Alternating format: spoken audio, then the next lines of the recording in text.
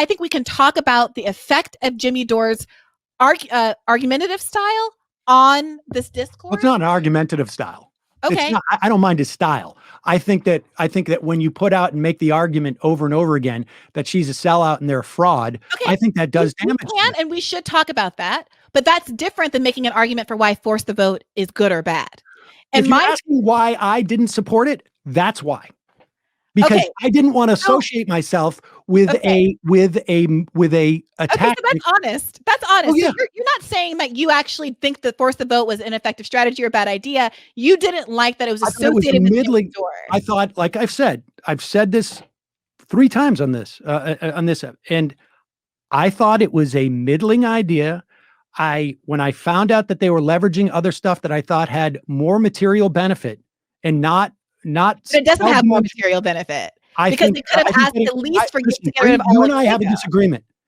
I believe that exempting PAYGO. But they didn't exempt PAYGO. Excuse me. At a time where we desperately need funding, we need expansion on all sorts of things, ranging from expanded unemployment insurance. We need checks. All of that, I think that was a valuable get. It was valuable, but it wasn't a get. It was valuable, but it wasn't a get. You have no knowledge if their failure to force the vote resulted in getting those things, if those things were already planned concessions or not. Moreover, part of my demand was to get rid of PAYGO entirely. So if we're talking about the material value of either of those things. Yes, your demand was look. I'm saying there is an argument, okay? But neither one of us knows how much you could have leveraged at this point. Well, here's you want to argue that you think that their negotiations, that their ask wasn't big enough. Fine. I don't have a big issue. That is what I'm arguing. Here's why.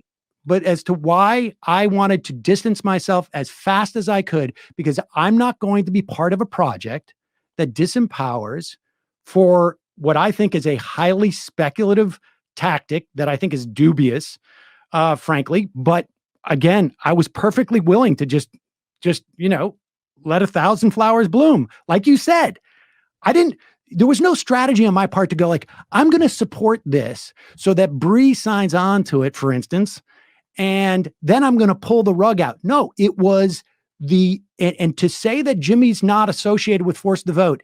I didn't say that Jimmy's not associated with force the vote. To say that he wasn't the biggest advocate or the person most close to social. Is very central to it. It was his idea. That is why when he started to use it as a leverage to disempower the progressives in Congress, I decided I'm done. So I'd like to address that point, if I may. I don't believe that Jimmy is trying to disempower the progressives in Congress. What I believe Jimmy is doing, whether or not you agree with him or the tactic he's using, is trying to use his platform to pressure the elected officials, the progressives that we have worked so hard and have this unprecedented number, to your point, in Congress, to do the thing that we want them to do, which is to use power when it falls in their lap.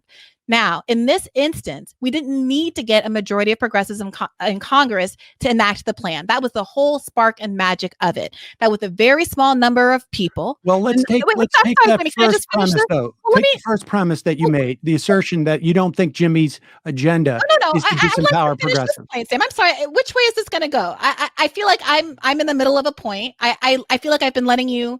Okay, go. If I could just finish this point. I have like a whole notepad of notes that I'm trying to catch up on from the various issues that you brought up that I think are important to address.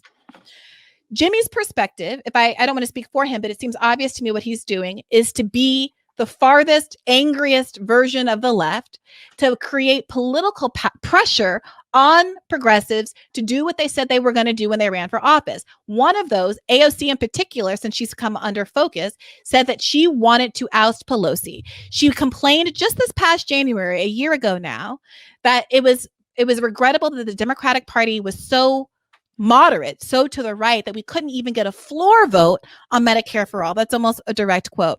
So what Jimmy's trying to do is say, I don't care about AOC per se. I don't care about the squad per se. I'm invested in these individuals in so far as that they're advancing the interests of the progressive movement and are fighting tooth and nail for the policies that caused us to support them in the first place. And he is willing to become the antagonist in that by being the most ferocious attack dog to push them where they need to go.